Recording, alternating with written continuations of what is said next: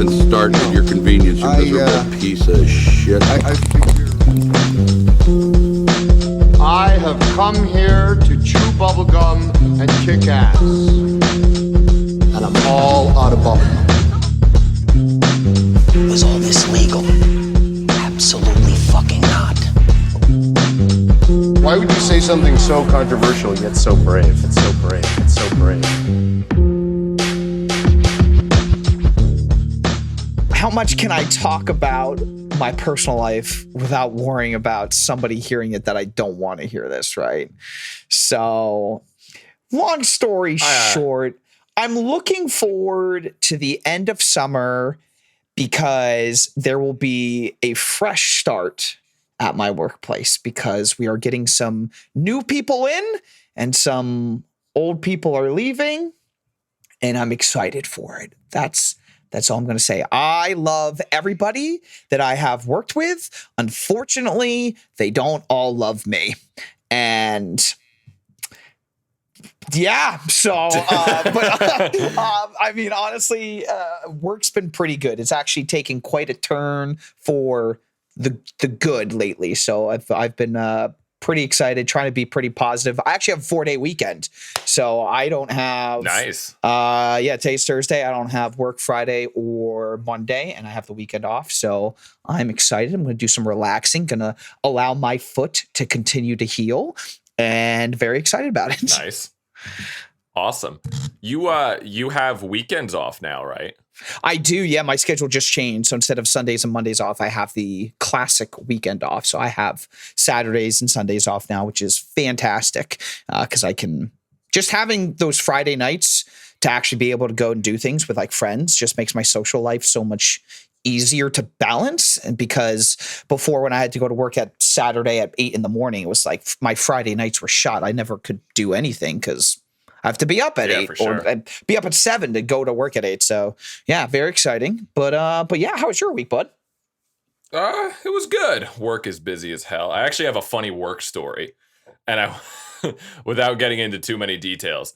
So I had to go on this Zoom call. I've been doing these meetings where we're basically shopping around for some new things, basically like consulting calls with these companies that are offering us things, and it's like this real business serious type stuff where I don't really know what I'm talking about. But so basically I get on one of these calls with these guys from these companies, and he goes, so Dan, you used to work at so-and-so? And I'm like, yeah, how did you know? And I'm thinking maybe he knew me or maybe he used to work at this place, but this guy is clearly somewhere from out of state. And he goes, no, I looked you up on LinkedIn. And I go, oh, cool. And I couldn't believe this guy was like in his 50s, by the way. It just made me think how much, like, you hate social media so much. I hate LinkedIn even more.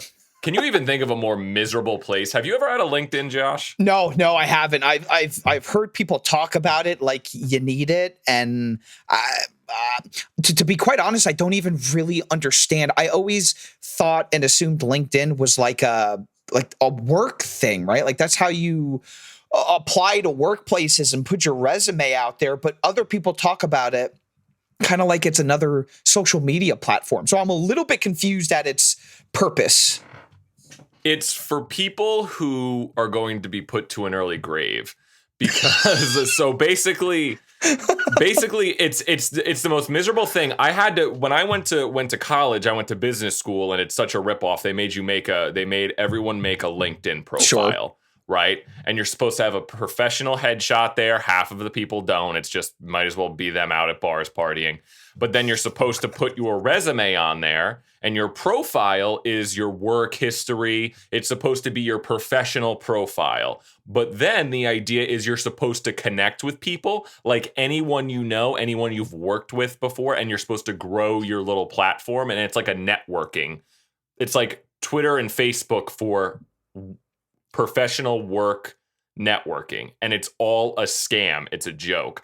And then like you have a feed, there's like a timeline, which is just nothing. It's basically like people sharing random articles, and no one goes on there consistently, like I had a profile that I never used until I just had it from when I was in college. Like the picture is so old and this guy's looking me up on LinkedIn. And like, imagine it's just so abysmal going on social media and you see like everyone taking all these pictures and things.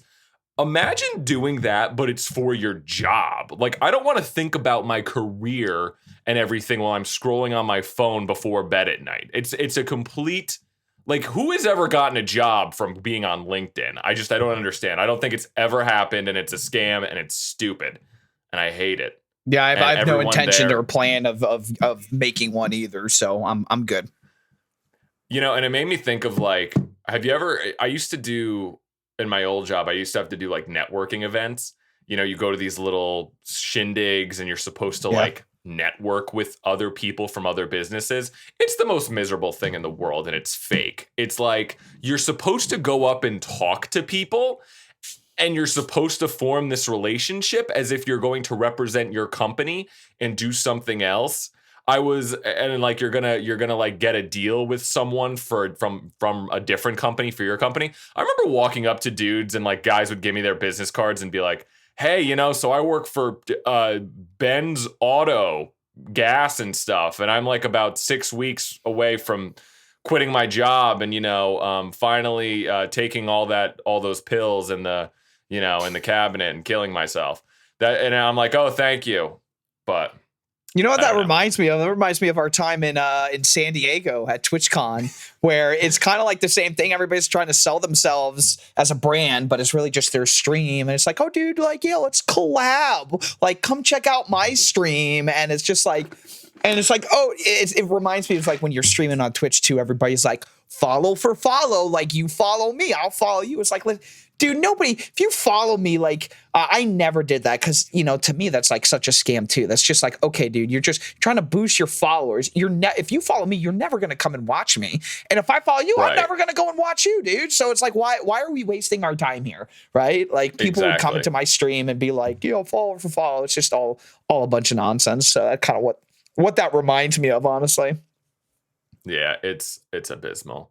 So you wanted to tell me something. You wanted to tell me something about BMW. Tell me about BMW, Josh. All right, yeah, let's get to it. What is going on? All right, so as a gamer, right, my worst nightmare might be coming true. And so sound the horns, red alert. Our society is deteriorating right before our eyes. So here's what's going on, right? As a gamer, Dan, our worst nightmare are microtransactions, okay? Right. So you buy a game, we'll use Star Wars Battlefront 2 as an example, and you buy a $60 game and you think you own the whole game. Well, let me tell you, Dan, you do not, because they're going to come out with new characters like a young Anakin Skywalker and Darth Vader. And do you think they're going to give those to you to play for free? Absolutely not. You're going to have to pay $10, $15 to buy these characters to be able to play them. And there's going to be almost no way to naturally progress in the game to unlock them. And if there is a natural way, you have to put in an obscene amount of hours, right? So in a lot of games, it's like you can buy this character for 500 coins that, 100 coins is $1, so like $5, or you can use the in-game store credit. But in order to earn the 20,000 in-game store credit, whatever, it would take you like 50 hours, right? So it's like ridiculous. Well, getting to the point of the story, I saw IGN and some other people posting that BMW are in the future will be making cars. Now, I should also preface this with, I didn't look into this a whole lot. So I could be getting clickbaited, but I looked into it enough that I think it's real and it makes sense that BMW will be releasing cars. They'll be making cars that will basically have all of these packages within them. When you buy a car and there's different trims and there's like different levels and it's like you get more amenities and you get your heated seat, your heated steering wheel. Well, basically, BMW is going to be releasing cars and they'll have heated seats. They'll have, advanced cruise control. and all of these things, but you're only going to be able to unlock them if you pay a monthly subscription for them, right? So it's like, yes, your car has heated seats, but you're going to pay $20 a month to basically, there's going to be a software on it that will lock those features unless you pay these monthly subscriptions. And so IGN and these other game like institutes that I follow on Twitter have been posting that basically these are like real life microtransactions at this point, where it's like you buy a car like a BMW and you think, and you know how they're going to be with this too, right? Like they're going to advertise like, yeah, dude, this car has heated seats. It has advanced cruise control that's like Tesla and autopilot and drives itself. And then you're going to buy it. You think you have it, but you don't. And you're going to end up paying a monthly subscription basically to have these features in your car. And if that is where our world is going, Dan, I have some concerns, because I've seen where the video game world has gone with this and down this rabbit hole of now you buy a $60 video game and you don't own it. You end up having to pay all of this money throughout the lifetime of the game, where you end up spending $300 for all of these things that you want, you know, and whether it's skins or actual playable characters like in Star Wars. So I don't know. Yeah. I couldn't believe it. And I was like, you know, but I don't know. I feel like other companies might start looking at the video game industry because of how big it is now. And they're like, dude, these guys are getting away with murder. Like they're making so much money by like allowing people to play games for free or having them buy a game. But then there's all these little small transactions throughout the lifetime. And now these car companies are like, oh yeah, dude, we'll release a car. But instead of just, you know, giving them these features, they'll be able to purchase them on an a la carte, you know, feature where it's like, oh yeah, like I want heated, and they're going to pitch it to you like, oh, you're actually going to save money. So like you can just buy the subscription for the 4 to 6 months of winter, right? And then you'll save money because you don't need it anymore. But it's like, dude, it's I don't know. It's a crazy, I don't know what's happening. That's fascinating. I just, so the car is going to come with all of these features or the ability to have these features, but like I wonder what else besides like heated seats or like the software or something, because like, so I'm assuming the total price of the car would be cheaper because they can't list like heated seats as a feature if it's something you have to be paying for that's monthly. That's what they're going to do. So what they're going to do is they're going to show you, they're going to tell you, you can buy a fully loaded BMW, but it's going to be so much cheaper, because everything in a car now, especially since I've got my new car, I've come to realize everything is just like electronic nowadays, right? Computers, so they're going to give you a fully loaded BMW. That's what they're going to say. And it's going to cost like $10,000 cheaper than it does right now. But if you want Apple CarPlay, Android Auto, or whatever it's called, if you want heated seats, if you want, you know, the wireless Apple CarPlay, a heated steering wheel, like all of these different amenities, you know, you're going to have to pay for it on a monthly basis, right? And it's like, I don't know. I don't know. I wonder if that's really the worst idea in the world. I don't know. I don't know either. And this is all still, I don't think this is official yet either. There's just like talks of this. Like BMW recently announced like this is possibly a direction that they're going in. And I don't know. I can see why people might be like, oh, that might not be the worst idea, but you know, from my experience, it's just it's a dangerous road. Like gone are the days, and maybe this is just the world. This is the direction our society and the world is going, where it's like very rarely nowadays do we really own anything, whether it's movies, music, games, like everything's just streamable now, right? It's like when's the last time you bought a physical CD? No, you just have Spotify, you have Apple Music, whatever. Netflix, it's like, do you buy DVDs or do you just have Disney Plus and Hulu and Netflix, right? So I don't know though. maybe I'm a boomer and I still love buying physical games. I don't enjoy buying stuff off of Steam as much. So with like those big games like Elden Ring, like Horizon, I like going to Best Buy or GameStop and getting a physical copy because that's Right. like I'm a collector to a certain extent. Pretty much just video games. So that's the only thing that, like, if it's a game that I know I'm really going to enjoy, if I can buy a physical copy and be patient and not have to buy it right away at release, like via a digital copy, then I'll do so. But yeah, I mean, and the fact that you're saying, hey, it might not be a bad idea means it's probably not a bad idea, because if you are already potentially on board, it probably means a lot of other people are on board. And I don't know. To It'd me, be interesting.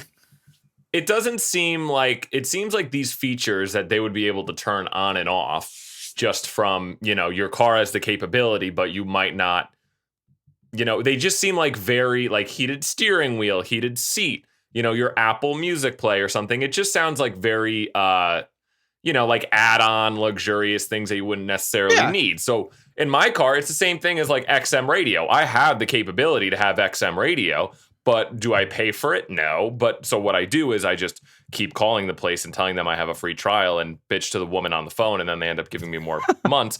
But sure. It's something like that. It's like OnStar, you have my car has the capability to have OnStar, but I don't pay for it. So I feel like it's a little bit where I think where we get real Orwellian is when, you say you buy a car that has, really nice rims and you have to pay monthly for it. And then if you don't pay, Josh, in the middle of the night, people are going to jump out of a van and start smashing your windows in and ripping your tires out and putting them on cinder blocks because you didn't pay your monthly $5 subscription.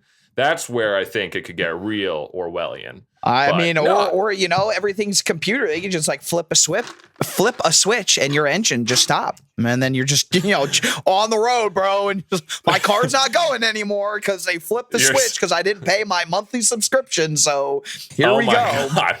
I don't know, You got your self-driving. I'm like driving cross country. I'm in like a very busy highway and I have my self-driving on, and all of a sudden like a little notification pops up and says, you are late with your payment. And I go, oh shit. And they're like, if you don't pay, your self-driving will turn off in 5, 4. Then I go, okay, let me like real quick, let me pay it. And then all of a sudden my seatbelt straps get tight and it locks me in, and it goes, our premiums have gone up.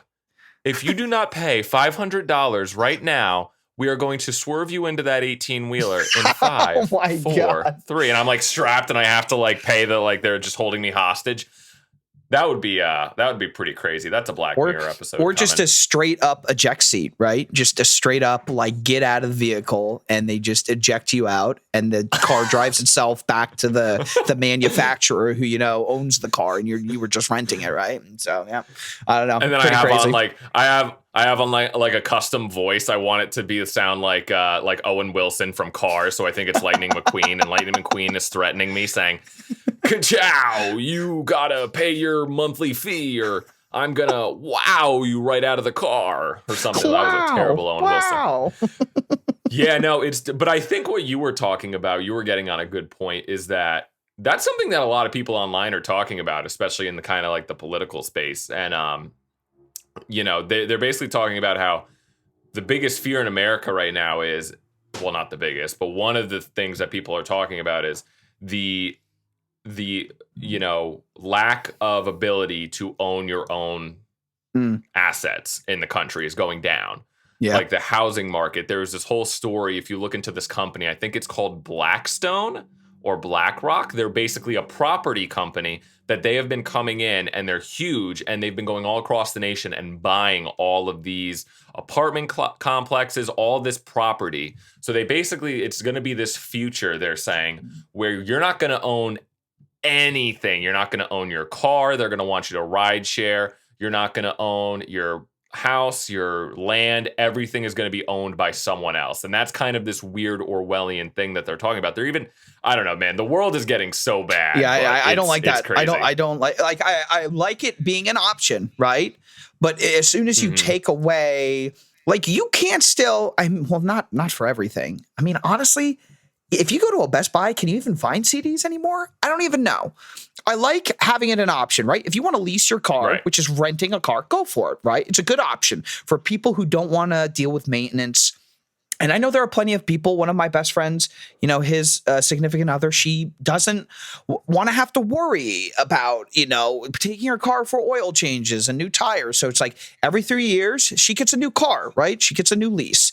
And I think that's a great option. But for other people, like I feel like with big purchases like that, like I need to be able to buy a car. I want to be able to purchase it. I want it to be mine after I pay my, loan off, or after, if you just put down the cash. So I'm okay with the way the world is going. Once they never allow me to buy physical copies of video games, which I really don't think is that far down the road, I'll be a little sad, and I'll be a little concerned that, at the end of the day, like it's especially scary with video games where, depending on what the game is, how a company can basically be like, we're no longer supporting this, right? So a game like Apex Legends, which I've been playing a lot lately, right? That game is fully online. It's fully dependent on there being a player base, right? I cannot play that game if other people in the world are not playing the game. So at the end of the day, who knows, 2, 3, 5, 10 years down the road, when nobody's playing that game anymore, Respawn will come out, the developers, and they'll be like, we're shutting down the servers. You're not going to be able to play this game anymore, right? But for other games, it's nice, like BioShock that came out in 2008. That's a single player game, right? I bought that game. I physically own that game.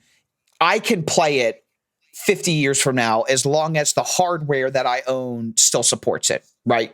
But if that game were to come out 20 years from now and they never came out, even though it's a single player game, you can play it at any time, at any point, they could just decide, like, we just don't want it to be out there anymore because it's taking up, I don't know, too much cloud space.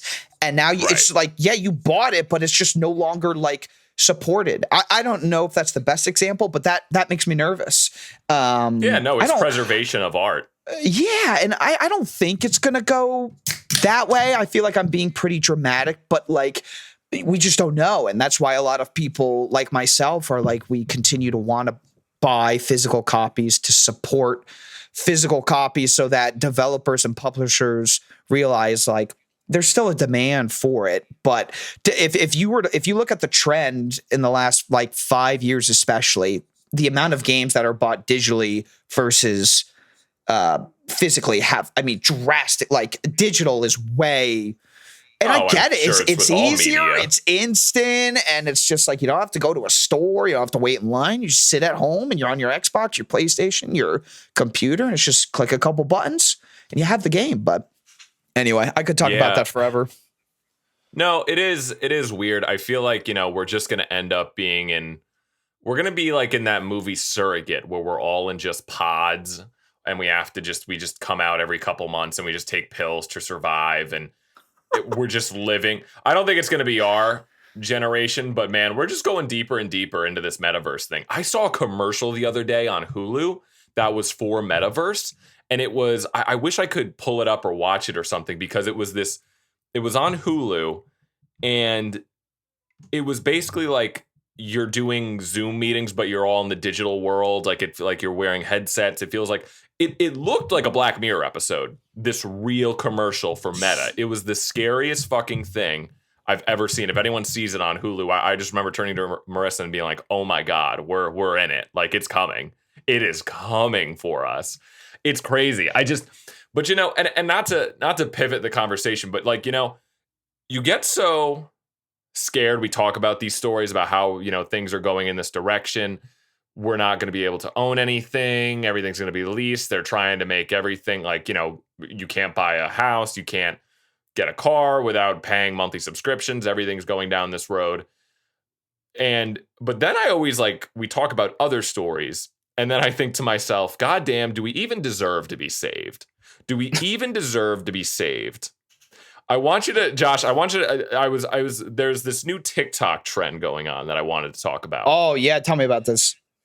So I want you to go onto your TikTok real quick. Okay. And go to the search thing. Okay. and I just want you to type in Gentleminion. Okay, I All see one word. Gentleminions. Oh, all one word. Okay. Gentlemin. Okay, is it plural? I see Gentleminions plural. Just do this singular. Gentleminion. Okay. Now I want you to watch it's Brent Trivia. Trivera. Okay, I think I see it. The Gentleminions have arrived. Yes. Yeah. So watch Okay. that and then we'll cut and then I'll show you. I want to hear your reaction. Okay, I'm gonna watch this. So there's a trend right now where people are dressing up in suits to see the new Minion movie. But I wanted to take it to the next level. The plan, rent an entire movie theater and call everyone I know to show up in suits. We're here to see the Minions. And let's just say some of the workers were a little confused. After getting some popcorn and drinks, it was finally time to watch the movie. The movie was about to start, but the unthinkable happened. Security showed up. Are we gonna get kicked out? Is this really happening right now? Let's get fucking loud! So there's a trend right now where people. Okay. So there's a couple of the top other ones that's the same thing. Mr. Beast got involved with it. So there's this whole trend going on where the new Minions movie is out. Minions: The Rise of Gru, or something like that. And all of these fucking TikTok kids, these guys, are dressing up in suits. There was a meme that was going around, and I even actually partook in it. I posted one to the Instagram.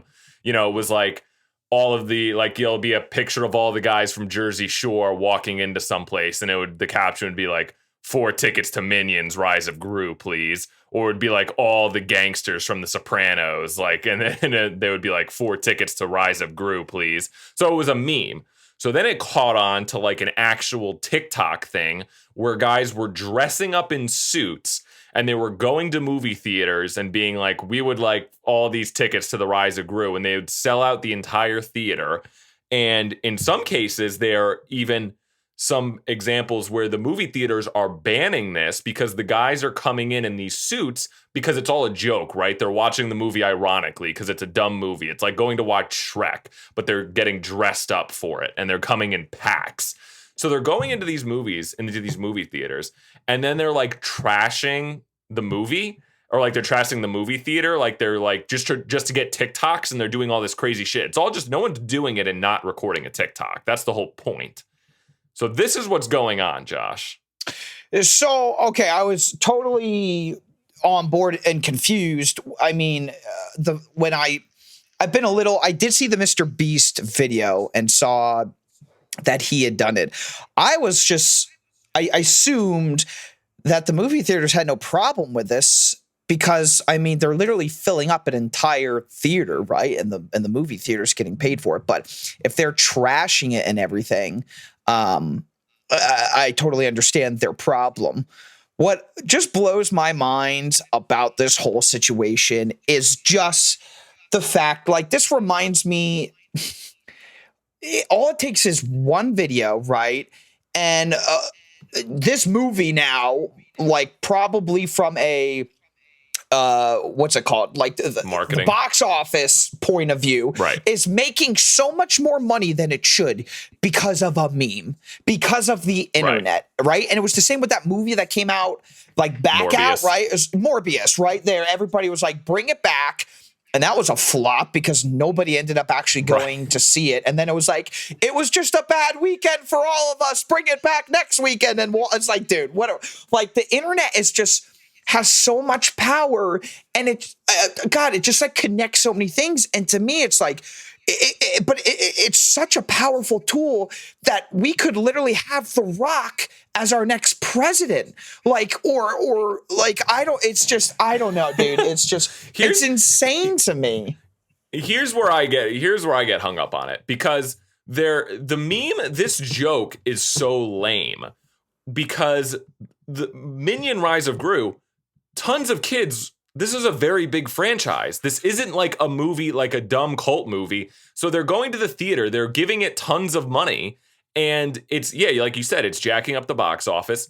and they're like watching it ironically and supporting it, but it's lame. You're going to a movie that's already going to be very successful. So you're just making it more successful. So you're going to pump out even more of these movies. And it's not funny. Like, it's not the idea that you are like doing all of this just for a TikTok, like watching it ironically. And let's be honest, some of these kids in there that are doing this, these TikTok boys, they like are going in there and they're probably enjoying the fucking movie. The idea that they're like going to see it ironically is just, it's so lame, and you're just jacking up the box office numbers and you're doing it all for TikTok. You know, I couldn't imagine living my life where I'm so not in the moment, where everything is like, I'm doing this all just for a TikTok. It's disgusting, and I can't stand it. But that's the thing. It doesn't have to be funny. They're getting views, millions of views, and so they're just going to continue to do it. Do I think we should be put into a pod? I see stuff like this. I'm like, my God, maybe the metaverse won't be that bad. Seriously, I'm like, oh my God, put the fucking chip in me already. Put the chip in me. I'm just done. I don't know. I don't know what to do anymore. They got that new movie Joker coming out. The sequel to Joker. Did you hear about that? That Lady Gaga is going to star as Harley Quinn, and it's going to be a musical or something. Remember when the first? Don't tell me that. No. Remember when the first? Remember when the first Joker came out, and it was like everyone was worried like someone was going to come in and shoot up the movie theater. It was going to be like incel the movie. The news, the media was hyping it all up. They basically wanted someone to go in there and shoot up the movie theater and they could just play it on CNN over and over and over and over and over and over and over again. What is the next TikTok trend for Joker 2 going to be? Are the kids going to be coming in Joker face paint and packing like 3D printed AR-15s and walking into the movie theaters and just shooting up? That would be the ultimate end to America. A TikTok trend where every movie theater, people are just going in. Here we are, I like going to the theater and I like enjoying cinema, and I just get shot and killed from a TikToker and watching Joker 2. That is how I think the most poetic way to go out in this country. We all just go out by a bunch of TikTokers going into movie theaters and shooting it up with AR-15s for a TikTok meme. That's where I think our country is going. And you know what? I'm just saying, put the chip in me. Put the chip in me. I'm going into the metaverse. I just think that what I'm getting from this, after talking this through with you, is that our society is so fascinated and so just engrossed in trends, right? And right. There's always a new one, and they always last for a certain amount of time. One of my favorite TikTok trends was It was one of the first ones when I first got on TikTok. It was like the Taylor Swift song where like they would like, I think it was Taylor Swift, where they would like push the camera and it would slowly pan back and they'd be like walking toward, right? It's just, it's just, what amazes me is just, how these things come and go. But I'm waiting for the one that literally, like the next Tide Pod, basically. That's what I'm waiting for. And that's what I'm literally concerned about. It's like, dude, we're so fascinated by this that like the next trend could be something that everybody's like, this is hilarious. This is funny. This is so cool. And it's literally going to kill so many people. And it's just like, but like, I don't know. Like, I can't believe. And I feel like I sound so old, and I hate saying this, right? I feel like I think they deserve it. Let them eat the Tide Pods. I don't care anymore, dude. And we're like, oh, these kids eating Tide Pods. But I'm like, seriously, what are we doing, guys? What are we doing? Like, let them eat it. This is why we need to reinstate Roe v. Wade. So some of these kids, I mean, my God, they should not exist. Some of these people, I swear to God. These TikTokers make me have imagine going and renting a suit.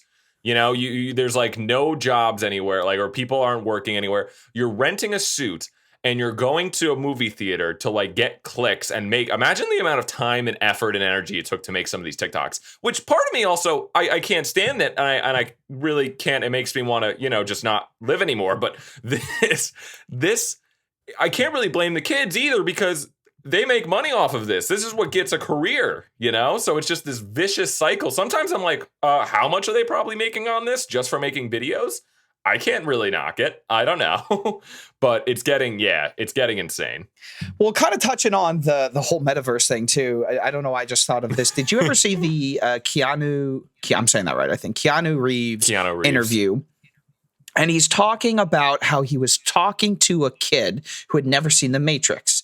And he was trying to explain the movie to him like, oh, yeah, it's about, this, person who's in like a make-believe world. And he's trying to figure out what's real and what's not real. And basically the kid was like, why does it matter? And Keanu was like, do you not care? Like, would you be okay if you found out that like your life was like all like a video game, like not real, basically? And he was like, yeah, why does it matter? Like it wouldn't make a difference to me. Like you're still experiencing like, and he thought that was so cool.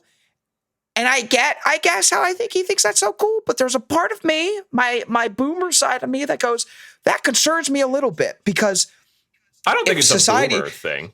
If the younger generation is really cool with that, they're going to be completely okay with plugging into the metaverse and just experiencing whatever that world is and just completely disassociating from the real world and society. And that's like crazy to think about. And I saw another guy on TikTok that I vibed with so much, and he was talking to somebody else and he was like, dude, what is the metaverse? He's like, is it a social media app? Is it a video game? Like, what is it? And they were like going back and forth. And it's like, that's still the question that I'm asking. I still don't know what it is. And I feel like I will be one of the first people to understand what it is because I'm genuinely intrigued by it. And I feel like it is like a video game thing. Like I have an Oculus Rift 2 or whatever it's called, right? So I will be one of the first people to be in the metaverse. I'm the same way, dude. I'm like, what is the metaverse at this point? I don't know. It's still in development. I think they're still working on it. I think it's in still the early stages, and we're just going to begin to start seeing in the next couple of years of different experiments and things, but they're going to start honing in and fine tuning it. It's going to be insane. I don't know if it's going to be our generation, but it's going to be wild. I just don't and then there's like other things where that's the thing. I can't even blame some of these kids, like on the one hand, because this is what you're incentivized to sit on Twitch for hours a day. And, I don't know. And and people our age, this isn't even like a generational thing. I feel like it's just, you're incentivized to build your brand on social media more than you are in real life. I'm just in use filters and Photoshop. Everything is doctored. Nothing you see on the internet is real. And that's the red pill where you're like, oh, it's all, as long as you can recognize that. I mean, I don't know, maybe you can be a little bit healthier. There was this whole, even in movies to an extent, there was a whole story that came out where, they talk about in movies all the time how, people are body image and stuff. And there's a lot of interesting stories that come out of that and how, all of these people like the Dwayne The Rock Johnson has never done steroids before. Like Chris Hemsworth has never done steroids before. All this idea that they're so naturally just able to become this fit and this jacked and stuff and this image of people on the big screen. There was a story in Top Gun where apparently the new Top Gun, there was like a shirtless football scene or something like the gay volleyball scene in the original.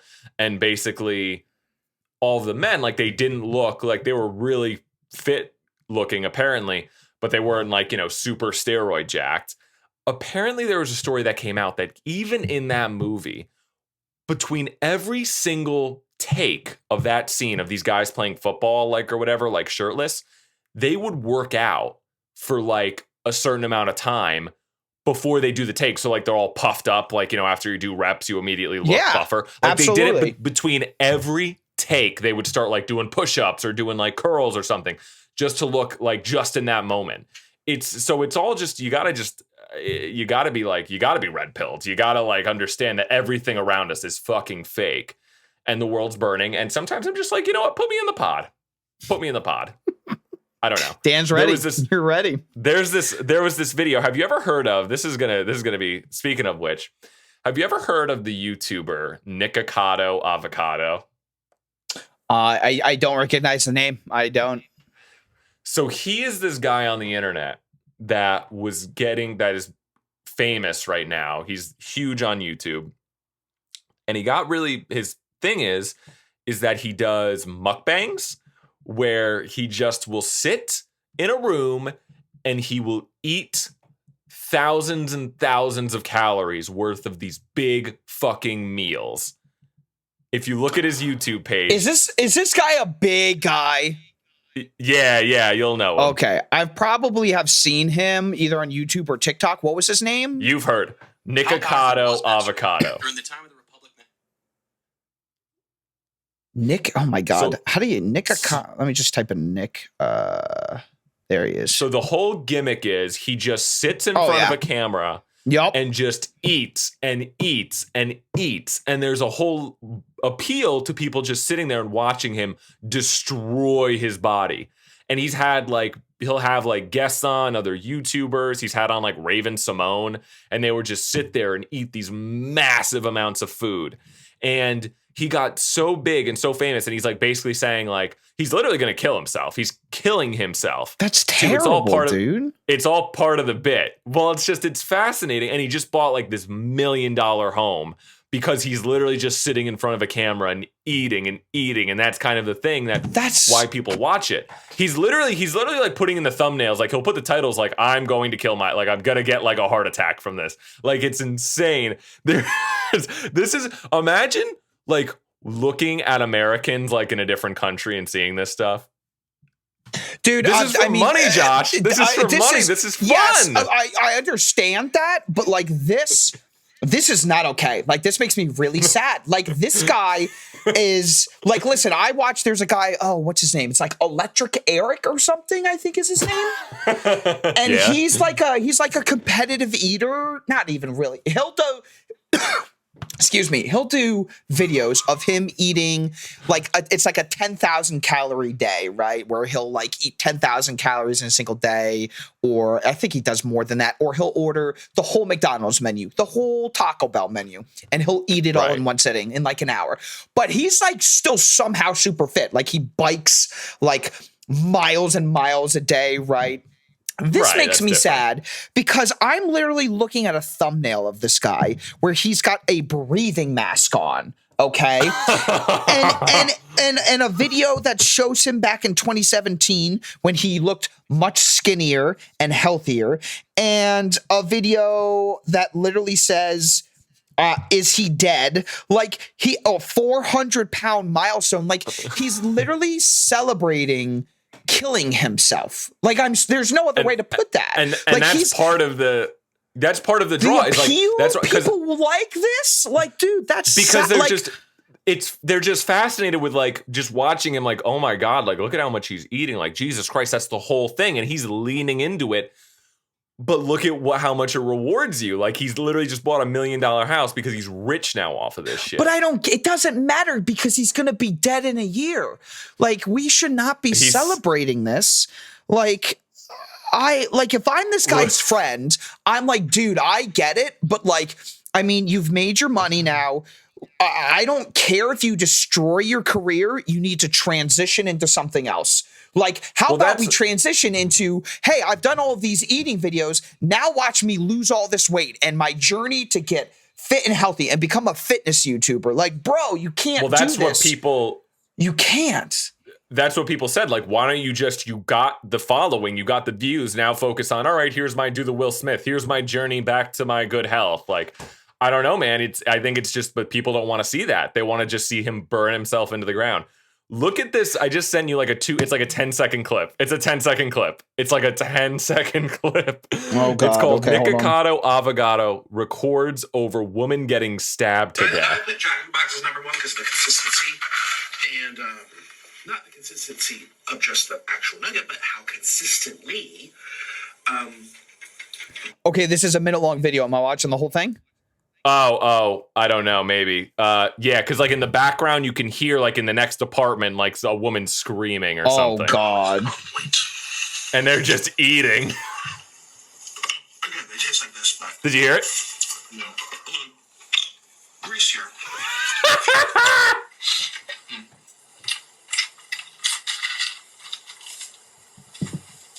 Are they oblivious? All the barbecue. She's getting stabbed to death in the next apartment. I mean, was And she they're just- actually, or is that just like a meme video? No, it's a clip that went around. I don't know. No one really. I don't know. I'm sure there's some context to it, but it's just like the idea of them just eating all this food on camera and someone's getting stabbed to death in the next apartment. It's dark, man. It's dark. That like, you know, I'm all for the internet and the memes. But it generally makes me sad. Like I really don't wish upon anybody that their career kills themselves. Like, I mean, that's literally, you know, people talk about it all the time. If you're unhappy at your job, you know, whether, you know, I mean, people will literally, you know, jump off a bridge or kill themselves because of their job.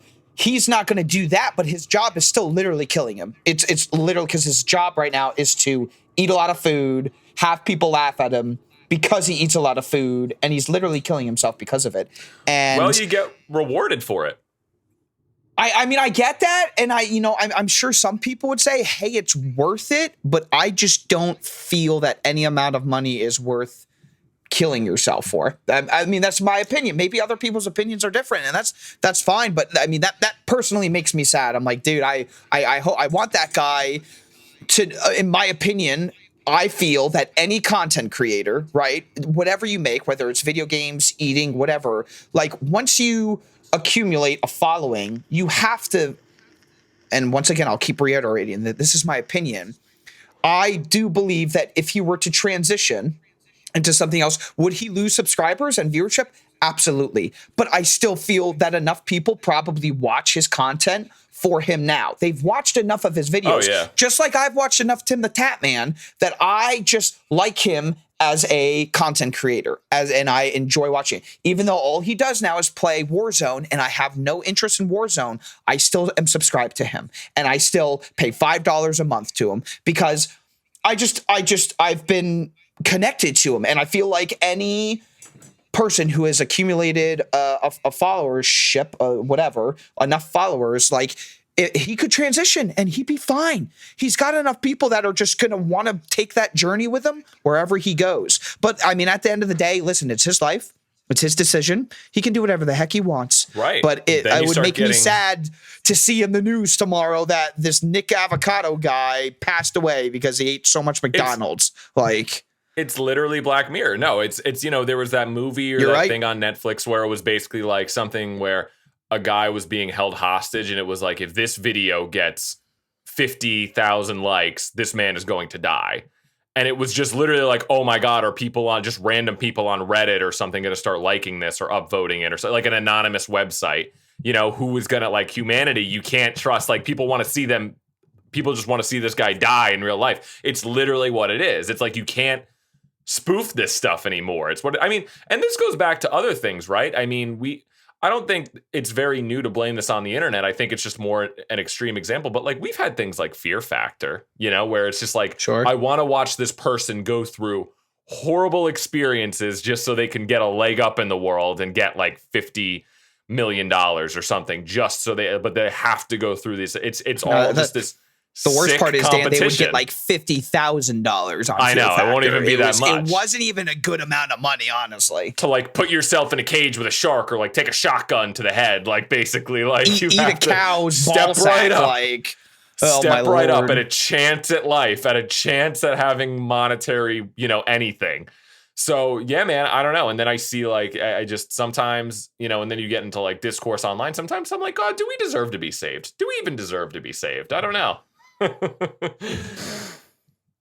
So it makes me sad. World. It is. I mean, no, I don't know. I've seen that guy before, and I don't know if I'll ever be able to look at him the same, because now I'm just sad. I'm just sad knowing that he's literally doing this to himself for views.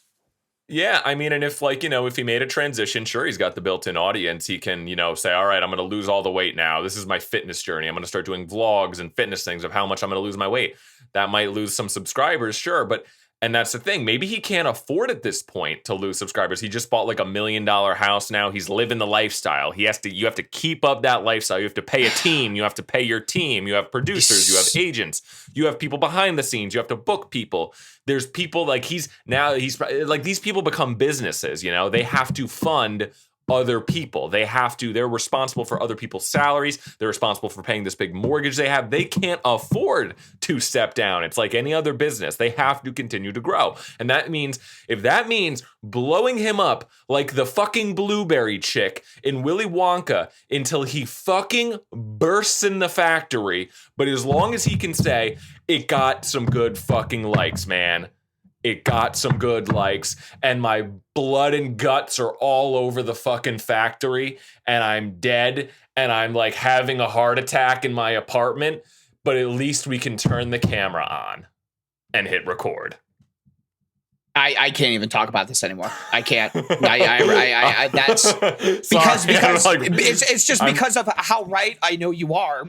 I don't want to talk about it. It's just because everything you're saying is true. It's just that's the truth of it, and that's the view of our society. It's like, yeah, dude, blow him up like a blueberry, like literally like the dude from Willy Wonka. Like roll them down into the, we gotta like de-juice them.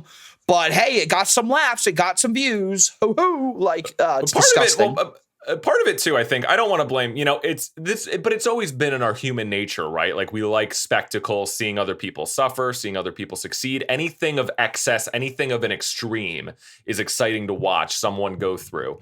So it's just in our human nature. But the internet with, building your brand, and it's the attention economy. You have to stand out. You have to I'm even to the point where, look, I'm playing the game too. I'm starting to make thumbnails for our videos. I just want to get, that's the game I got to play. If I just want to get a little bit of an audience, I'm not going to, like hold a gun to my head in a thumbnail or something just for clicks. But that's the attention economy. Might be a good idea. That's the attention economy. It's just, it's just that social media and everything is just blowing it up so much more and incentivizing us more and more and more to try to do these things just to get a leg up and get the attention and build the brand and get the money. So let's switch over to something more light, because I think I'm literally going to make you depressed if we keep talking. But in good news, I did introduce you to The Boys. Yes. And you watched the finale came out. Gene and I did a whole episode about The Boys in the new season. So the final episode, what did you think of it? The finale of season 3 at the end. God, dude. Or I don't know. You can tell your thoughts about the whole season. I'm so bad when it comes down to remembering specific episodes. Yeah, that's fine. So I'm like trying to remember.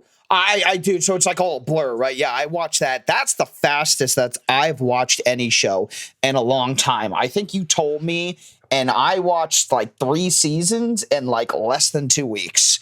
And I watched the crap out of it. So I'll try to remember. Well, here, let's do this. Why don't you tell me what you thought of the last episode here? And because I feel like you have a way better memory of remembering specific things, and then I'll be able to put the pieces together and I can tell you my thoughts. Yeah, sure. I mean, you binged the whole show in like a week, the first 3 seasons. It's not, I don't expect you to remember. So I just watched the finale, this past weekend it came out. I forget the name of the episode, but it was when, spoilers for The Boys season finale, if you haven't seen it. Big spoilers. So they confront Homelander in the VOD tower with Soulja Boy, and they get into that big fight. Maeve is there, Starlight's there, Frenchie, they're all there in the VOD tower, sorry. And they, Soulja Boy gets defeated. He turns on, I forget who he turns on. He turns on Starlight, fights him, everyone fights him because he sees that his grandson is still there. We know that Homelander is his father, or he's Homelander's father. I did not expect that twist coming. That was cool. So I remember, and I don't want to speak for Gene, but he did send me a text, and I've seen, I guess this was somewhat of an opinion online. It wasn't, it was basically people were saying, or at least Gene thought the pacing was too fast to the finale, and they did a lot. And I've heard a few other people, like an article pop up here or there, or a tweet saying that I think you said that the guy that we watched, Chris Raygun, said it wasn't the best finale. A little underwhelming. So it wasn't the most explosive finale. It wasn't the biggest. And you know, I thought the finale was good. I thought it was good. I didn't think it was anything. I didn't think there was anything bad about it. I think where people are coming from is that you had an episode like Herogasm, which was this big episode where they had that big orgy in the house. Yes. That was, they hyped up that episode like crazy, like Herogasm, it's coming. Like they had a whole marketing campaign just when that episode came out. They had the right at the end of the second to last episode, they had the reveal that, you know, Soldier Boy was Homelander's father, which I didn't see coming at all. I thought it was literally a Luke, I am your father moment. But so there was a lot of surprises and hype up in the last few episodes. So when you get to the finale, I can understand where it's like they just do the thing. They go through the motions. But it was satisfying still to me. There wasn't any big surprise or reveal. I guess the only thing that you could argue that was a little like, oh, like that kind of came to a quick end was Black Noir's storyline. He just did, Homelander stabbed him and killed him at the end. I'm agreeing with you in the sense that I enjoyed it. I do feel that a lot of people, when it comes to finales and stuff, have I don't know, just unrealistic expectations. This wasn't the series finale, right? This isn't the end of The Boys. This is just the season finale.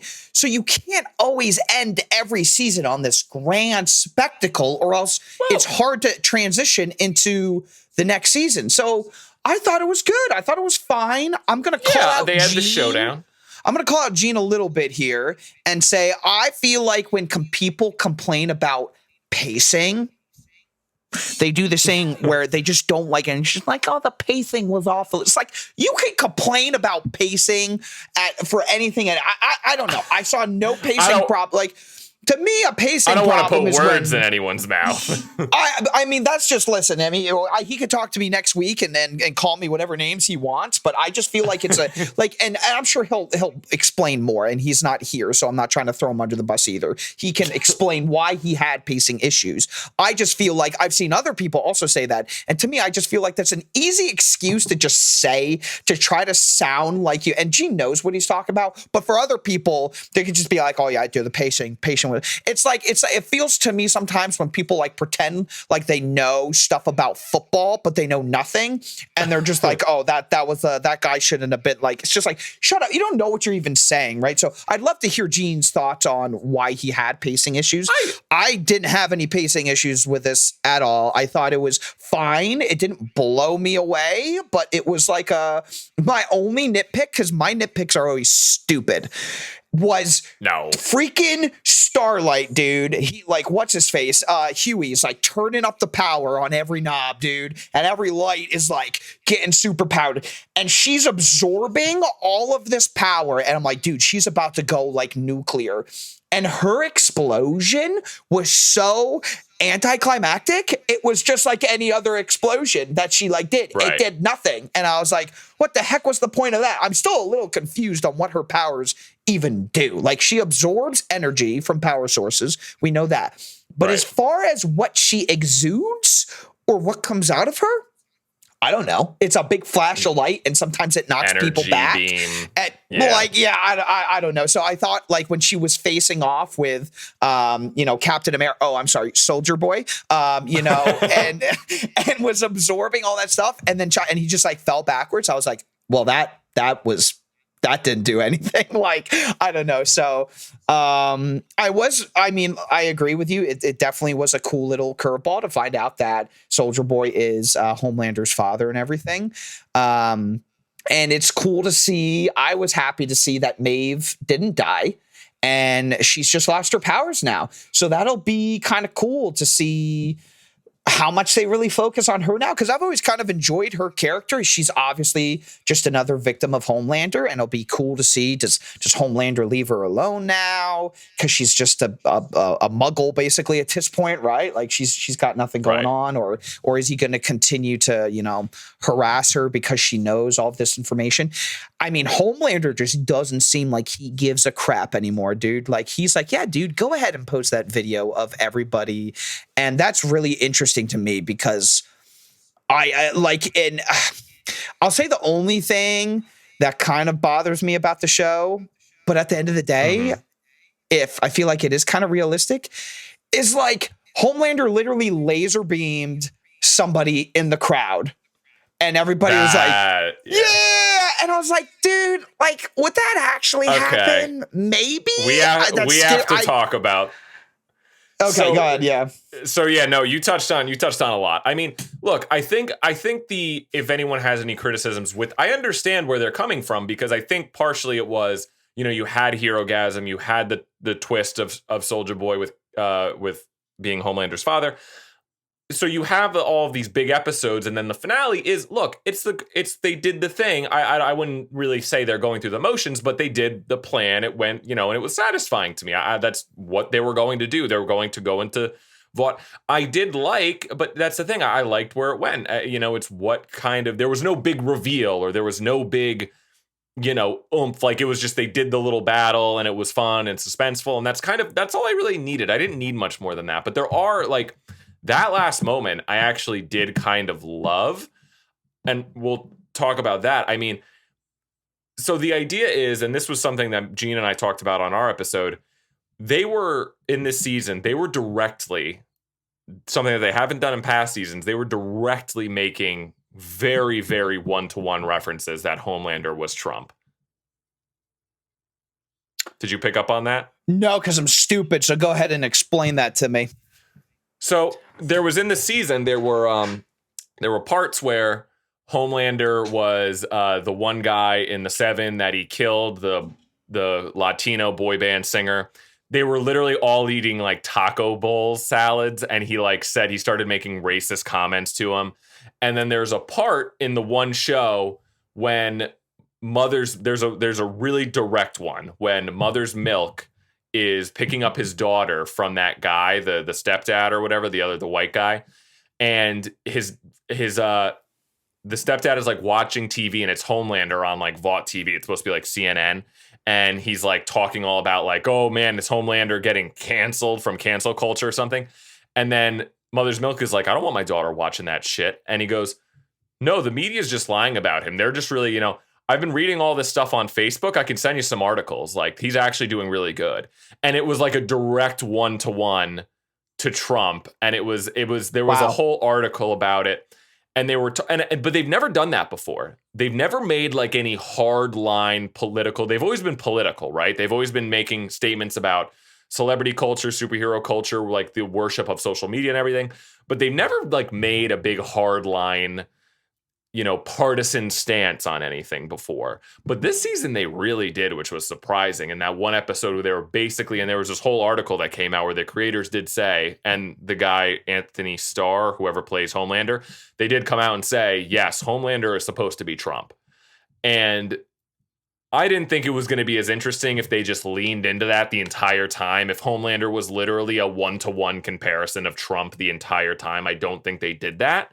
But it's definitely there, and it's an easy connection, right? Like, it makes sense, and he has like this cult-like following. And there was another moment too in the season where it was very directly a direct one-to-one comparison from Trump. I forget exactly what it was, and then there was the whole thing about the whole storyline with A-Train, and then he had that who was that racist cop? Like superhero that was speaking at the community meeting. Oh and God, he, he has wings. He's like gunning down yeah. innocent black people. That was the first time like they were really taking partisan stances on the show, and it was all things that I agreed with. I just didn't want them to focus so much on, yes, Homelander's Trump. He's Trump. He's Trump. He's Trump. It makes perfect sense. I think they can definitely do that, but I like how they handled it. But anyway, so where it comes to at that end scene that you were talking about, I actually kind of loved it. I can't help, because even though, and that's where I kind of wanted Homelander to go, because me and Marissa were talking, where is the show going to go? What is going to happen with Homelander? You can't kill him this season. So what is he going to do? And now my prediction is I think he's just going to they're going to get to the point where he's just the bad guy. He's just the villain. He's just going to go scorched earth, and no one can stop him, and he's going to be terrorizing the city like fucking Thanos or something. I think that's where they're going with him, but they're doing it slowly. But now I think it's even more interesting where he's got like, you know, all this like political following. And when he literally laser beams that guy in the crowd and everyone starts cheering, you know, that was always a joke with Trump at his rallies, right? I've literally heard the joke been said before that Trump could literally take out a gun and shoot someone at one of his rallies and everyone would cheer. That's been a joke that's been said before, and they literally did it. And I'm kind of like, yeah, I get it. So, and it was very chilling. Like, it was a very chilling moment when he did it. So I don't know. It was a quick moment, you know, it was dark and it was just a way to end the season. And I kind of loved it. So I don't know. Yeah, I think my only problem with it is I think the show for me has done a really good job at just hovering over that line or that border of like feeling very realistic, right? Like Homelander, as to us as a viewer, right, we can see all the crazy corrupt stuff he does, right? So it's like, right. It's pretty clear to us, like, okay, this guy is not good, right? But we can see as a viewer the bigger perspective where we know these civilians in this, you know, imaginary world don't have that whole thing. So we can relate to like, hey, they're kind of being blindsided. Like, hey, they're only seeing, right, they're being lied to because they're reading these Facebook articles, right? It's all very relatable stuff. Like you said, like this is all stuff that's happened in real life. So to me, I think that one specific scene that we were just talking about with the laser beam was one of the only times where it took me out of reality, because obviously that's never happened in real life. We've never had a superhero who has laser beamed somebody in a crowd on national TV. But to me, I still have enough faith in our society that is not the proper reaction. Now you might feel differently, I completely, right? Like yeah. I firmly believe that if at a Trump rally, Trump were to shoot somebody, he would be in jail and nobody could be on board, right? I have enough faith in our society that if that were to happen and it was on national TV and Trump were to just shoot somebody for disagreeing with him, which is what Homelander did, there's no way they would start erupting in cheers, right? So Sure. That's why, to me, it didn't feel. But like, I mean, it was whatever. Like you said, it was a very quick scene. So I'm not trying to like, oh, that ruined the episode or ruined the show. Right? Not No, at all. I get it. It was just one of the few times where I just sat there. I was kind of like, okay. Don't know if I agree with that reaction, but we'll move on from it, right? And that was it. That's really all I have to say about it. Everything else about the show, I've been really loving. Yeah, no, I'm so happy you watched it. Yeah, no, it's. I guess the one thing I want to say about that end shot. I mean, I get it. It's an extreme example, but it's not. Again, it's not a 1-to-1 comparison. I think the statement, it's supposed to be a Black Mirror moment, like the idea that, and this doesn't have to necessarily apply to just like Trump. I mean, definitely it is a very cult-like following, but it's, you know, you could say that with just how bipartisan we are and we're not able to examine our own side, like, you know, it's just that it's getting so cult-like and partisan that it's, you know, it's like someone could do something so horrendous and, you know, it could be like, you know, how many rape allegations are up against every single fucking politician we have, you know, and we can still like worship them or something, or just because they're marketed this way so they can get away. It's like they can get away with murder on live TV. So sure, it's an extreme example, but no, I love the moment. What I love Soulja Boy so much, and I just wanted to talk a little bit quick about Soulja Boy because he is. I couldn't wait for you to see him as someone who hates Captain America as much as you. I was laughing for you so much of it because it was so true. Like when he gets out of the Russian, he's walking around in the city. And it's like, how would Captain America be? It's always that joke, right? How would Captain America really be if he came from like the 40s and like came out of the ice? He's walking down the street and he's like limping, right? And he walks by, like there was this gay couple, this interracial gay couple, and he just looks at them and gives them this dirty look like, what? What? Yep, what are they? yep. What? And he's like giving all these rants. He's drinking. He's snorting pills. He's going like, back in my day, men were men. All these pussies running around. And he's such a. I laughed. That guy had so many good lines. I would just start laughing hysterically at what a prick he was. He was almost funnier and more evil than Homelander at points, because there was 2 points where he's they're walking in the woods to find the one guy with Butcher and Huey, right? To find his one ex-partner. And he Butcher says something to him, like something very serious, like we gotta, we have to do this and this and this and that. And then he just turns and goes, how about you gargle my balls or something? It's just the delivery with someone. And he wakes up in the car after they're going after Homelander or something, and he knocks out Huey in the gas station. I think it was in the final episode, and they're Butcher's driving in the car, and Soldier Boy like wakes up in the back seat, and he just goes, "Where's Cum Guzzler?" or something. I just started laughing. So fucking hard. Oh, dude, the show's hilarious. It really is. Just the delivery. I just started laughing. Where's Cum Guzzler? I couldn't. It was so stupid. I don't know why his delivery was so fucking funny. But I can't. Yeah, I hope you loved Soulja Boy as much as I did, and how much it was railing against the idea of Captain America as a concept. No, for sure. I mean, I've really enjoyed. I mean, the show reminds me, it gives me the feelings that, Game of Thrones gave me in the past, not necessarily to the same extent, but just where I'm always kind of like, I really don't know where we're going. And I love that. Right. I don't want the show. I talked to you a little bit off of the podcast that I had some concerns first watching the show that it was going to fall into these normal predictable tropes where it was like, oh, at the very beginning, it's like, okay, Huey's going to use, Starlight, and then she's going to find out you are using me. And then they're not going to talk to each other for, a bunch of episodes. But luckily, it hasn't fallen victim to too many of that. So I love that about the show. I was really convinced that Soulja Boy was going to be that weapon to destroy Homelander. And now, as far as we know, I mean, to be fair, we didn't really see him die. We saw a big flash of light, and we see Maeve still alive. So I don't really know. Have we seen Soulja Boy's dead body? Did they show us anything to really confirm? He's still alive. It was shown. He basically went back into the tank.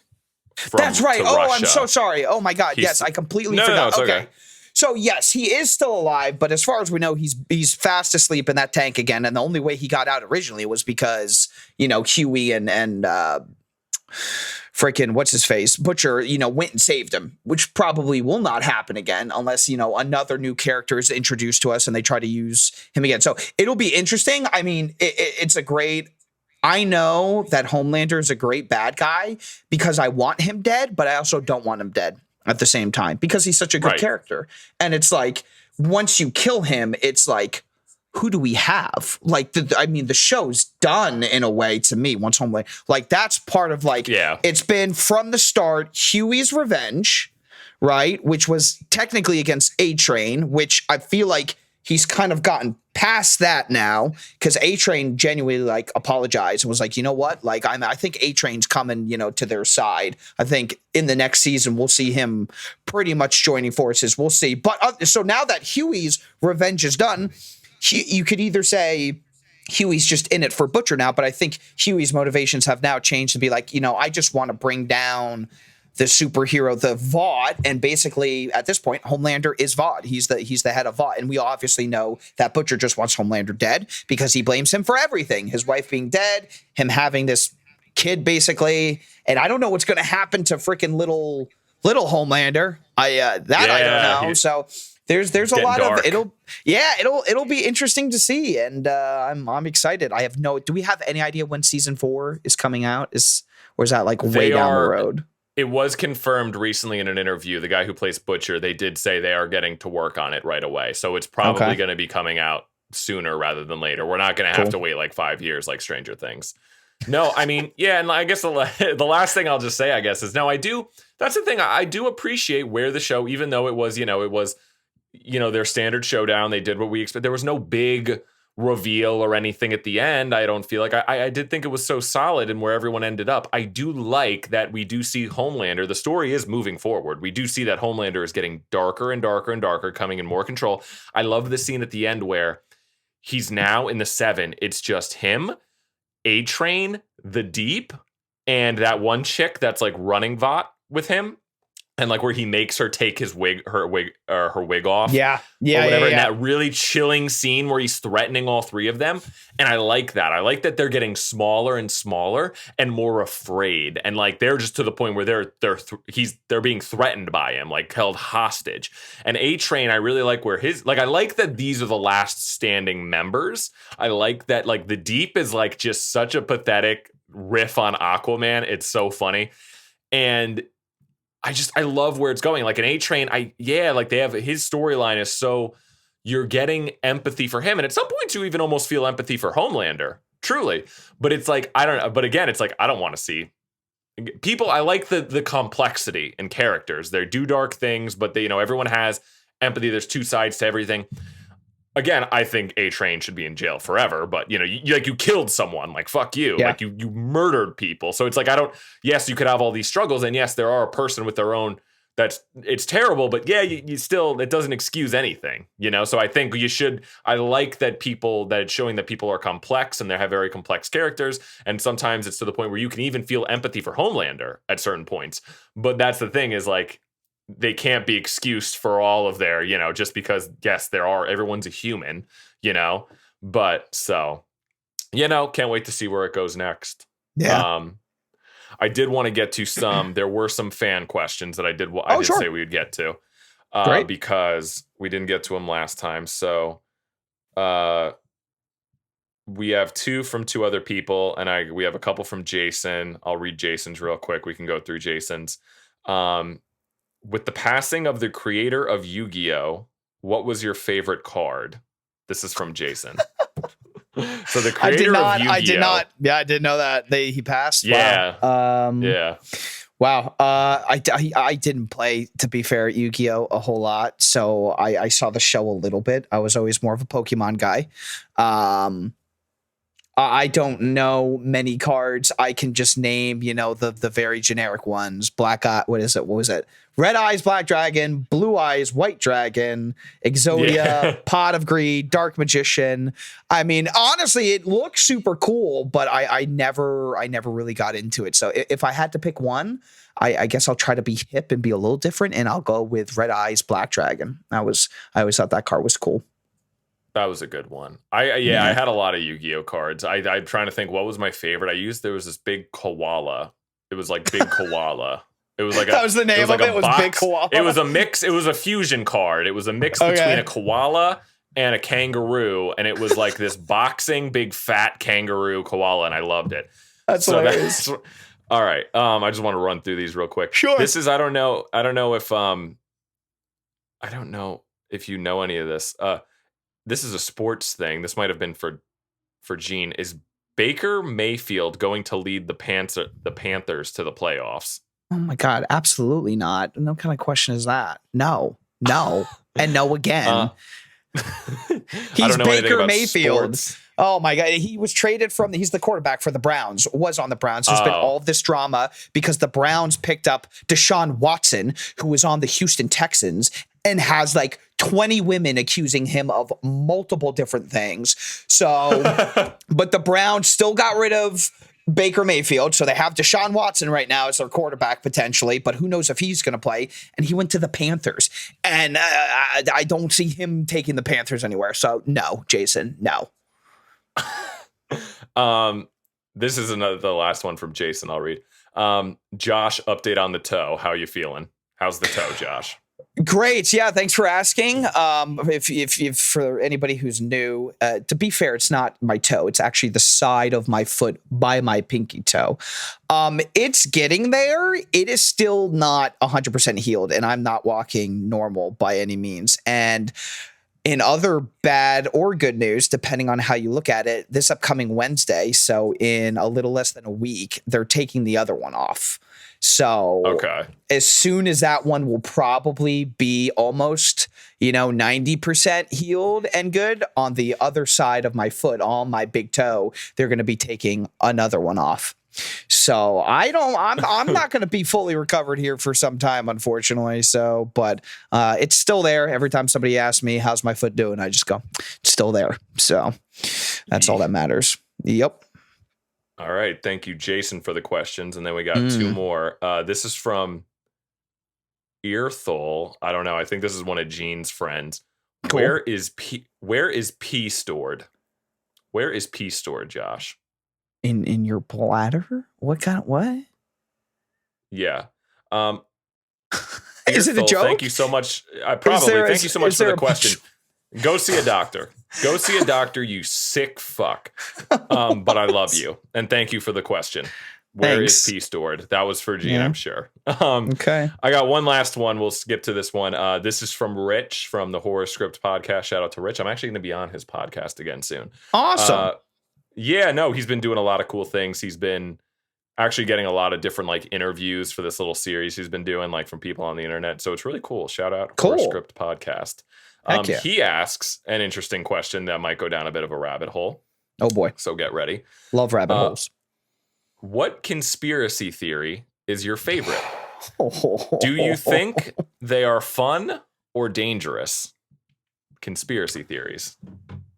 I think it depends. Wow, what a great question. That is a great. I'm like, oh, this could be a whole episode. What a great question. Thank you, Rich. I think personally, it depends on the who holds who the power comes from the beholder, right? Whoever holds it. I think they could be dangerous. I personally think they're fun. I really like them. Every time we end up talking about a conspiracy theory. I think my favorite is the Titanic. Okay. Do you know the conspiracy with the Titanic, Dan? I've heard conspiracies. There's conspiracies for everything. What is this conspiracy? So my favorite is the Titanic had some sister ships, is what they're called, right? Oh, so when the Titanic was made, there was like two other ships. It was like the Britannic and something else. I forget. I might be wrong on the names, but we're gonna go with the Britannic because I'm pretty sure that's right. So basically, these huge ships, just like cars, have insurance, right? So the conspiracy theory is that the Britannic was out doing a little voyage and it got damaged a little bit, right? And so the owner goes to the ship insurance and goes, I'd like to file a claim. And they go, denied, right? So they don't get all of this money to fix the Britannic. Right. So what they do is they send the Titanic, and anybody can destroy any conspiracy theory, right? Because you have to go down a rabbit hole. But there's some very interesting photos of the Titanic leaving its dock for its maiden voyage, right? The voyage that it ended up sinking in. And the blueprints of the Titanic don't match the pictures of the Titanic leaving port. It matches the Britannic. There's like windows that you can look at that don't match, and like the way they were made, right? So the theory, and I just find them super interesting, and it would be crazy if this were real. I don't think it's real because it's so corrupt. Basically, is that to think that this happened, it would literally mean that the owners set the Britannic out instead of the Titanic and somehow tried to sabotage them to sink, right? And they purposely didn't, put the binoculars in there to try to set them on course, right? Like there are so many different things, but it is interesting. And so the theory is that the owners, it was actually the Britannic that set sail that day, not the Titanic, and that they tried to put them in a bad position and tried to rush them, right, to get across in a certain time to put them in a bad position to possibly hit something. And that's the theory. And then they were able to file a claim when the ship sunk. But the claim was actually, they claimed the Titanic, but it was actually the Britannic, and they got all their money's worth and blah, blah, blah. And it's a really interesting theory, and there's some interesting pictures, but any conspiracy theory is always like, that's a leap. But that one's one of my favorites. When I started looking into that, I'm like, that'd be crazy. But yeah. Yeah, that's fascinating. I have heard about that one. You never know. You never really know. You never do. Okay, yeah, tell me yours now. I have a little rant because he also had this question: do you think they're dangerous, or do you think they're fun, or do you think they're harmful and dangerous to the world? So my favorite, I don't know if you'd want to call this my favorite, but the one that I'm the most interested in, and I have always been, is one of the obvious ones. 9/11 being an inside job. That has been, of course. That has been, well, no. So, and on a serious note, I mean, it's crazy. I can talk about it for hours. I just think, look, I don't know if it was an inside job. I think there are a lot of theories that are insane. All the Jews got a phone call before the fucking towers went down, so like they would have known. There's so many different things that are just stupid and ridiculous. But there is a lot of things, and the more rabbit holes you go down, the more documentaries you watch, and there's a lot of stupid stuff about it too.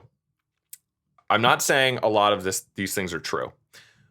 Obviously, the Jews getting a phone call is a famous one. That's so stupid. But I'm just saying that there's a lot of things for sure about that day that we don't know.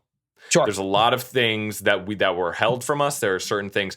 The most damning thing for me ever is that there was never, I still have to watch it. It's on my watch list. There's like this huge documentary on YouTube called 9/11, The New Pearl Harbor that everyone points to. That's like this very, people that are very into conspiracy theories that are objective, people that I listen to say, look, I'm all for like calling out all the bullshit.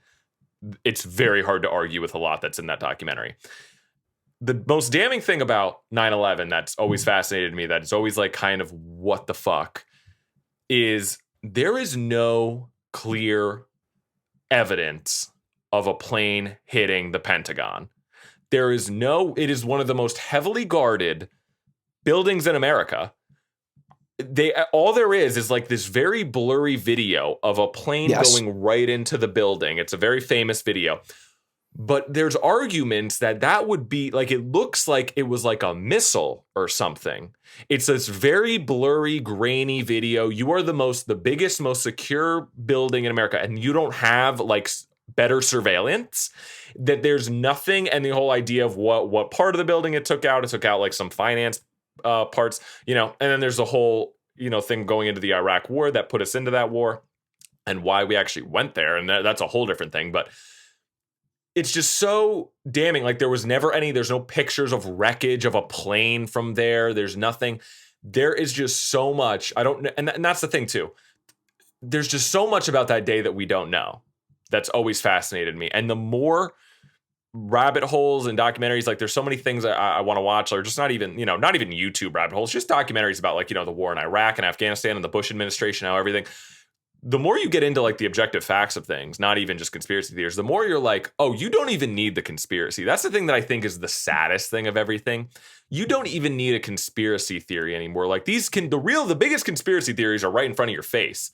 That politicians don't represent us. They're all there's all this thing like so I guess the idea is, that's okay. So that's my answer. 9/11, a lot we don't know about that day. Are they dangerous or are they fun? I think the issue is that with every conspiracy theory, there can be a little bit of truth to most of them, but you have so many others where you have people that are online and they spiel like, oh, there's lizard people underground. There's, there's all these other conspiracy theories that get, most of them are ridiculous, but there's truth into some of them. That, that just get all the facts get bogged down in all the ridiculous shit. So when you hear Alex Jones go on and be like, I have the documents here that to show it's confidential. I have the documents saying that they're making the water to turn the frogs gay, and they're having satanic pedophile cults and Pizzagate, and they're hiding the kids under the pizza shop, and they're hiding the kids. It's the sex traffickers, the globalists and the sex traffickers, or they're going after the kids. I have the documents. I can't say who it's from, but I have the documents. So there's like Pizzagate was the famous, and you might know about that from, it was kind of a Reddit video game thing. Pizzagate was kind of horseshit, but not kind of, it was horseshit. It was completely horseshit, Pizzagate.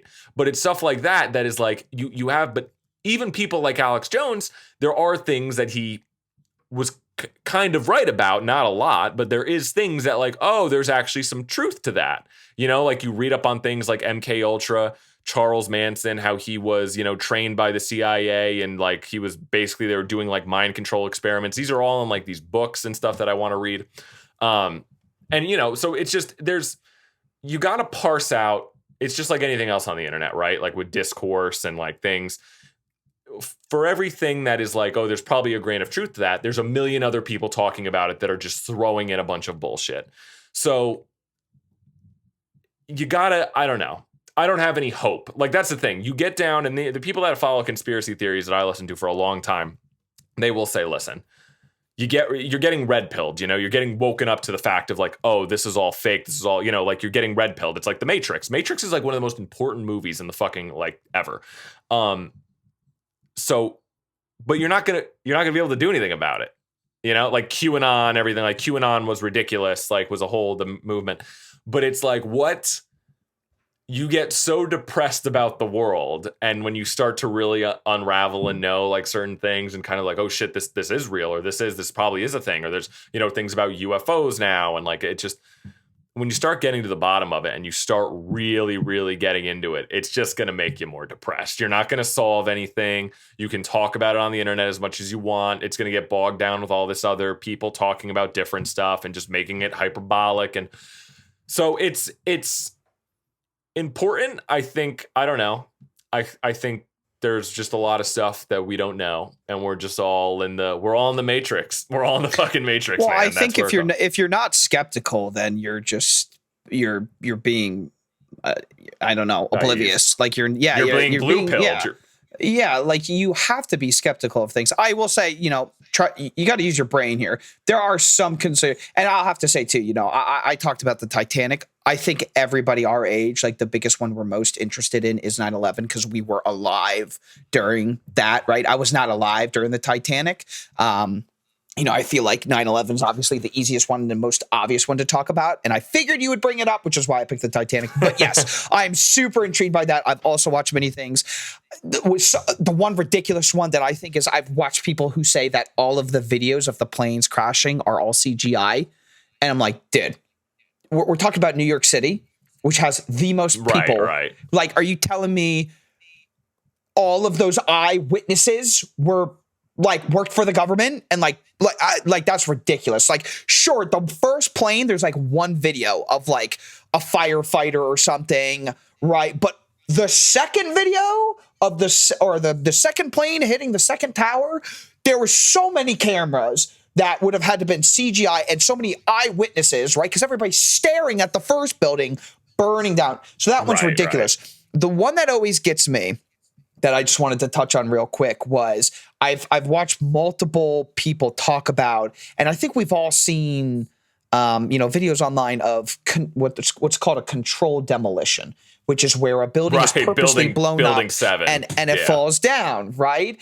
And it looks, and people have come out and said, listen, like that building, the way it fell looked like a controlled demolition. And when you watch other buildings falling, it does. Look, now, we've never in history, right? And everybody's like, oh, if you do all of this, if you go on the computer and you do, like the jet fuel couldn't have burned hot enough to melt the steel pipes. Jet fuel doesn't melt steel beams. I'm not going to pretend like I have any idea of the science of that. What I will say is like, okay, have we ever had any similar situation, right? Like, we've never had another building that big get hit by an airplane and seen what happened. So it's like, the only real way to know, like, hey, like, is to build another world tower, fly a plane into it for real, and see what happens. But obviously they're not going to run that test. But I mean, when I've watched those, that does, and exactly what you touch on too, that the whole Pentagon one, I cannot understand how there's one video that's 5 frames a second that's like worse than a flip book, right? When you like made those old flip books as a kid. And it's like, and this is the only video, That's and it's the like only footage. And the only hole, images. The hole in the Pentagon is like way too small to be like the airplane that they said crashed. So, I mean, yeah, if you're not skeptical, dude, right? But like, I'm not like, I don't want to be that person either that's just like, oh, everything's a sham. They're lying to us. No. Like, they could be. I wouldn't be surprised. But like, also, man, I don't know. But I mean, that one's definitely the most intriguing one for sure. Yeah, that's where I come down to, is that there is a lot that we don't know about that day. And I just think the further you get down the rabbit hole, it's so interesting. And it's something that defines, our whole generation. For sure. In but to me also too, and again, it's like there's truth in a lot of stuff. I mean, and that's why I'm saying, like, some of the biggest conspiracy theories that we're talking about, like, they're not even conspiracy theories. Like, you can look to things in regular life on the news that are bigger conspiracy theories that we know are true. Jeffrey Epstein is the number one example that we know was true. Like, it's just that there was, like, literally an island, a pedophile ring island where elites were going to fuck kids. Like, it's just, it's like, this is real life. And it's just that we don't know anything about, his suicide, quote unquote. And it's like everyone just knows he was definitely murdered, and it's just right out in the open. Everyone knows he had ties to the Clintons, he had ties to Trump. Like, it's all there. It's all on there. The black book was released, and it's just, we can't do anything about it. Like, this is real things. And I'm even going into this is another thing that was on the news recently. I'm even so interested now on, this is tying into other recent things. It was just announced the other day, I don't know if you saw this, but they had the Ghislaine Maxwell trial. And Jeffrey Epstein's, do you know who that is? I know Jeffrey Epstein. I don't know what the trial is you're talking about, though. So Ghislaine Maxwell was his wife or his partner in crime. Okay. So basically, she was heavily involved with it too. There was no information released about the trial.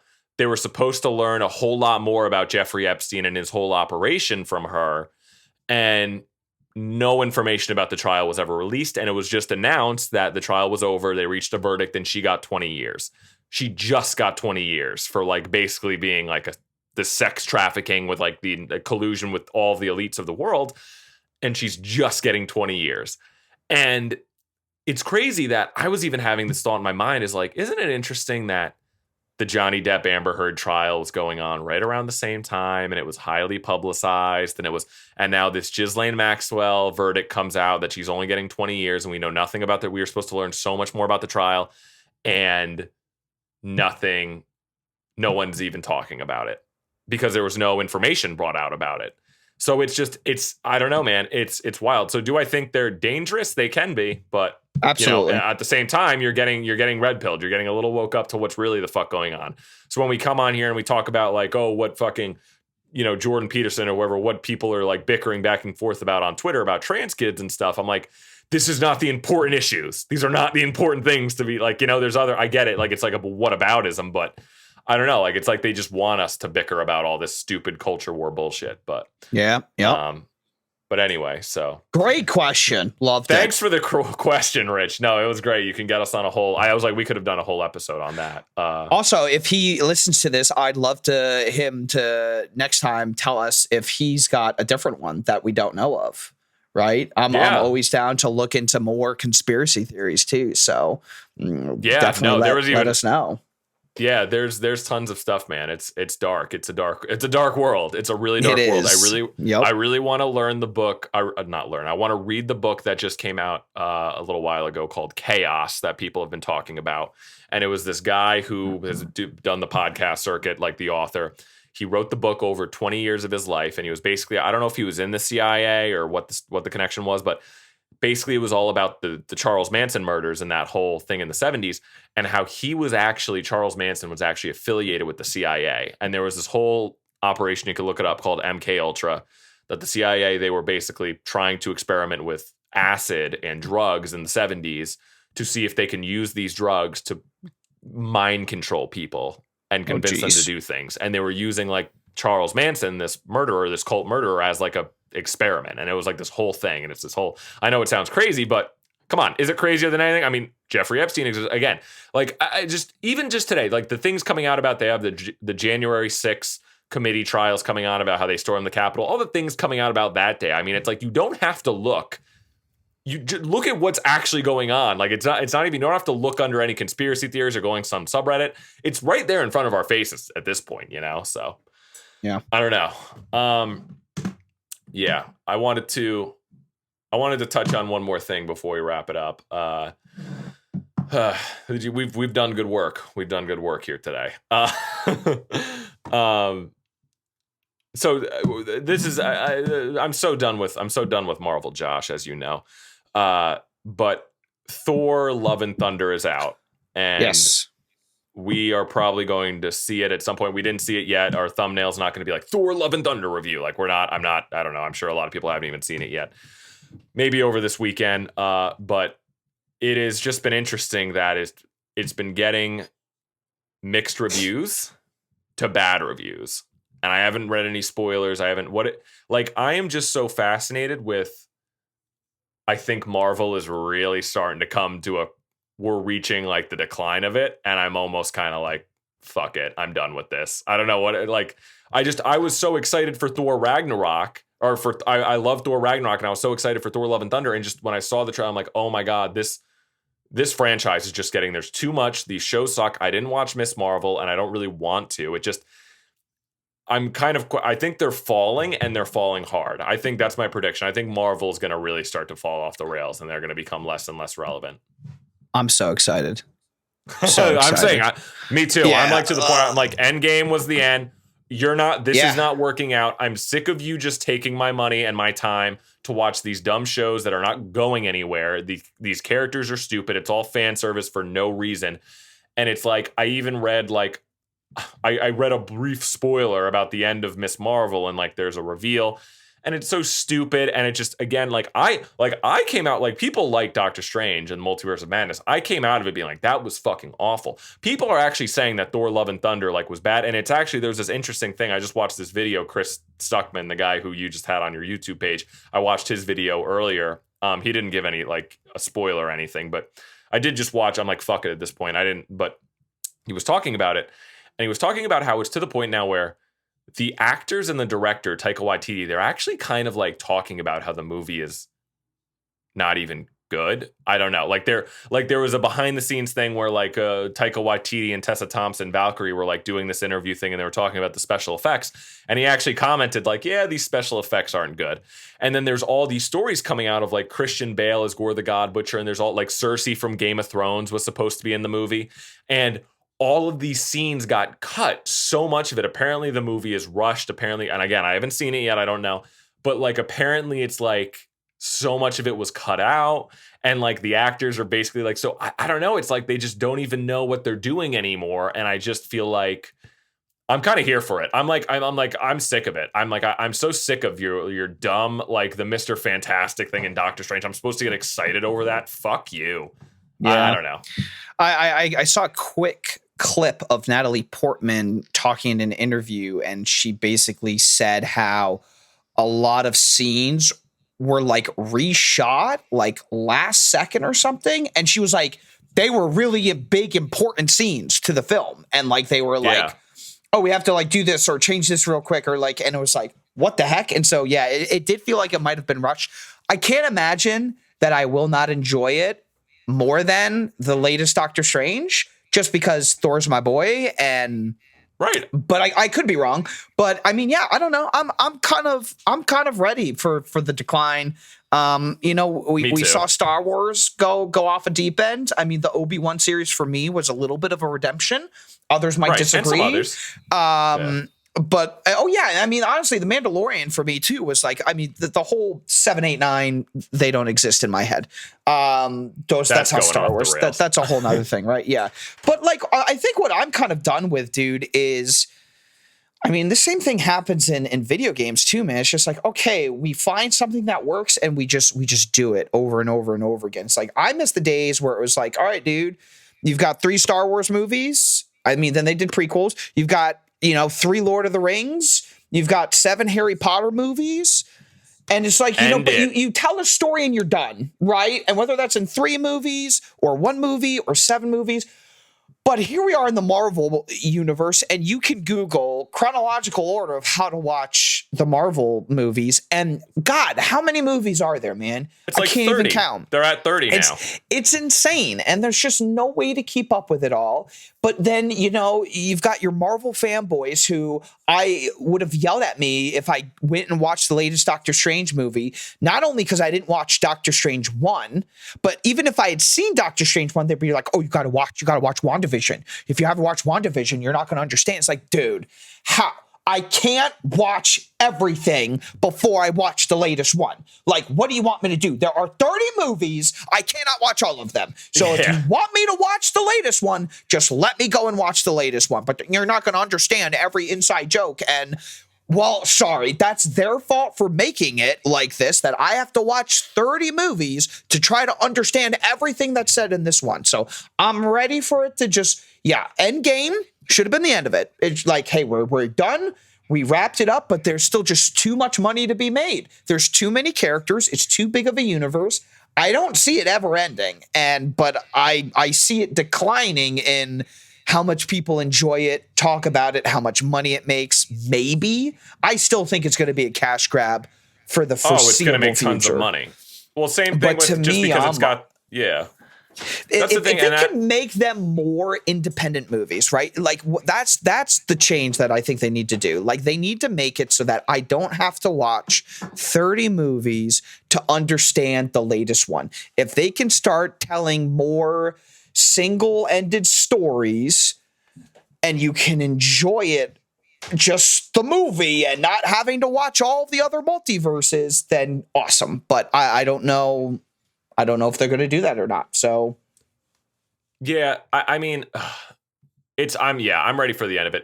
If they were still good, I think my problem is the stories they're telling are just shit. And this has been a big, after this Thor reviews coming out, that's a big talking point on the internet right now is like, what's going on with Marvel? What's going on with them? This is like getting bad now.